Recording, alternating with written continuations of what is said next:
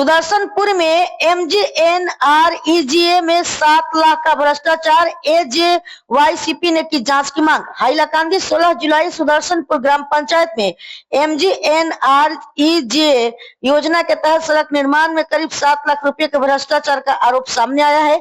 AJYCP ने परियोजना को कागजों पर पूर्ण दिखाकर राशि की बंदरबाट का आरोप लगाते हुए उपायुक्त को ज्ञापन सौंपा और उच्च स्तरीय जांच की मांग की। पंचायत प्रतिनिधि कबीरुद्दीन लश्कर ने AE ताहिर हुसैन को दोषी ठहराते हुए सख्त कार्रवाई की चेतावनी दी है। सुदर्शनपुर जो गाँव पंचायत आछे, गाँव पंचायत MGNREGA जो काम ये व्यापकभावे दुर्नीति और एटा सिंडिकेट और ये सिंडिकेट भांगिबर कारणे आमी विभिन्न समय प्रतिबाद करि आइছিলো, आंदोलनो करि आइছিলো और এই 5 বছর কালিনগর পাইকান জিলা পৰিষদ সমষ্টিৰ মানুহে আমাক জিলা পৰিষদ সদস্য প্ৰতিনিধি হিচাপে নিৰ্বাচিত কৰিছে। গতিকে আমি কৈছো যে এই 5 বছৰ আমাৰ সমষ্টিৰ ভিতৰত কোনো অৱস্থাত কোনো কাৰণত জব কাৰ্ড কেলেংকাৰী, জব কাৰ্ডৰ টকা আত্মসাৎ আৰু এনে ধৰণৰ কাম নকৰাকৈ স্কিমৰ পইচা উদাও কোনো কাৰণতে আমি মানি নলওঁ। ইয়াৰ বিৰুদ্ধে প্ৰতিবাদ হ'ব, ইয়াৰ বিৰুদ্ধে সংগ্ৰাম হ'ব, ইয়াৰ বিৰুদ্ধে তদন্ত হ'ব। प्रथम कथा आपनालोके देखिसे আজি जेटु रास्ता अवस्थाटो आपनालोके देखिसे एटु रास्ता एटु 5 बছৰত एटु रास्ता হৈ থাকে কিন্তু কাম নহয়। তৃতীয় কথা आपनालोके जेटु रास्ता लोकेशन देखिसे আনামুদ্দিন বৰবৈয়া হাউস বুলি CC ব্লকৰ रोड পাইছে নেকি? তাতে নাই। এটু লোকেশন আৰু কাম কত কাম হৈছে, এটা কাম কোনে কৰিছে? গতিকে এটা এটা সিন্ডিকেট, এই সিন্ডিকেটৰ বিৰুদ্ধে আমি প্ৰতিবাদ কৰিছো আৰু হুকিয়াই দিছো যে কোনো কাৰণতে এনে ধৰণৰ সিন্ডিকেট মানি নলওঁ।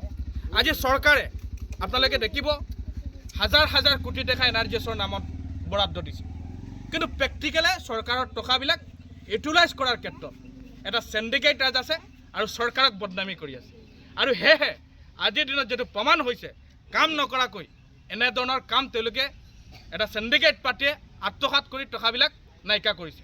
तृतीय कथा होइছে आपनालोके যদি ইয়াতে চাই যে बिना पियाराई কোনো पियाराई নহয় एसाम मानुह तेलुके जब कार्डर कामबिलाक एप्रुवेल करिबर कारणे, काम कराबर कारणे, जब कार्ड मेनेज करिबर कारणे एने धৰণৰ खेल तामाली करि थाके। আজকে আমরা অসম জাতীয়তাবাদী যুব ছাত্র পরিষদে দুদিন আগে যে আমরা এই রাস্তার সমস্যা নিয়ে একটা মেমোরান্ডাম দিয়েছিলাম ডিসি স্যারের কাছে বারবার দেখা গেছে এই রাস্তা 7,33,000 টাকা এখানে উঠাই নিছে, কিন্তু কাম কাজ কিচ্ছু নাই। কিন্তু আজকে এখানে আমরা আসাম জাতীয়তাবাদী যুব ছাত্র পরিষদে আমরা উপস্থিত হয়ে দেখছি এখানে যে রাস্তা, যে এই রাস্তার ভিতর থেকে প্রচুর মানুষ মানে 10 থেকে 15,000 মানুষ আবা যাবা করে, আবা যাবার কোনো রাস্তাও নাই। যে অবস্থা অতখান ফেক, কিন্তু ছাত্রছাত্রীরা 5-6টা স্কুল আছে কিন্তু ছাত্রছাত্রীরা স্কুলে আবা যাবা করতে পারেন না, বড় সমস্যাত পড়ছে। কিন্তু আমরা অসম জাতীয়তাবাদী যুব ছাত্র পরিষদে বলতে চাই যে এই কেলেঙ্কারি যে করছে যে ইঞ্জিনিয়ার আছে অতি সত্ত্বে আইনের আওতায় আনার জন্য আমি এটা আবেদন রাখছি।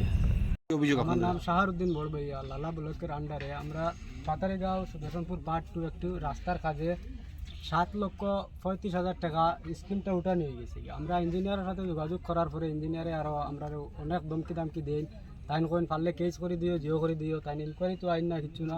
তার বাদে তাই ফোন করার পরে অনেক দমকি দেওয়ার পরে তাই কোন কেস করে দেবো এরকম করো। ইঞ্জিনিয়ার তাহির আহমদ লস্কর। আপনি ফোন করলাম।